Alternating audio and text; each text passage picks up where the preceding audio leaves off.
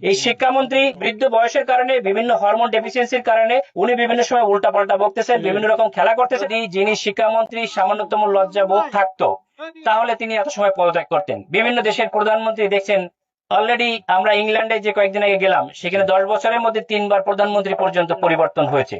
জনগণের কথা যদি তারা বলতে না পারে, জনগণের পালস যদি বুঝতে না পারে, জনগণের আকাঙ্ক্ষা পূরণ করতে না পারে, তারা অকপটে পরিবর্তন করে। কিন্তু এরা হচ্ছে এক ফ্যাসিস্ট যে আর এক ফ্যাসিস্টের আবর্তন ঘটেছে। ফ্যাসিস্টরা যখন নিজের জনগণের উপর আস্থা না রাখে, যখন তারা অন্য কোনো দেশ বা অন্য কোনো সংস্থার উপর আস্থা রাখে, তারা যে কোনো মূল্যে ক্ষমতাকে আঁকড়ে ধরে রাখতে চায়। ফেরাউন যেমন ডোবার আগ পর্যন্ত সেই ক্ষমতা আঁকড়ে ধরে রাখতে চেয়েছিল। তো বাংলাদেশের প্রেক্ষাপটে রাজনীতিবিদরা সত্যিকারের রাজনৈতিক যে কালচার, শিষ্টাচার, সেটা আমাদের গড়ে তুলতে পারে নাই।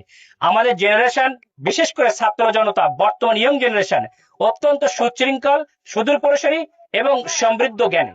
আমি আশা করি এই জেনারেশন ভবিষ্যতে সত্যিকারের যে সঠিক নেতৃত্ব এবং বাংলাদেশের জন্য বিশ্বের সঙ্গে তাল মিলিয়ে যারা চলতে চায়, তাদেরকেই বেছে নেবে ভবিষ্যতে। এই শিক্ষামন্ত্রী আগে এক সময় ছিল, কিন্তু বৃদ্ধ বয়সের কারণে, বিভিন্ন হরমোন ডেফিসিয়েন্সির কারণে উনি বিভিন্ন সময় উল্টাপাল্টা বকতেছেন, বিভিন্ন রকম খেলা করতেছেন। আমি মনে করি জাতির স্বার্থে, জাতীয় স্বার্থে উনি সুস্থতার জন্য উনি পদত্যাগ করে একটি শিক্ষাই জাতির মেরুদণ্ড, শিক্ষা ক্ষেত্রে একজন ভালো যোগ্য ব্যক্তিকে সরকার জন্য দেয়। সেই জন্য আমি আহ্বান করবো অনতিবিলম্বে পদত্যাগ করতে।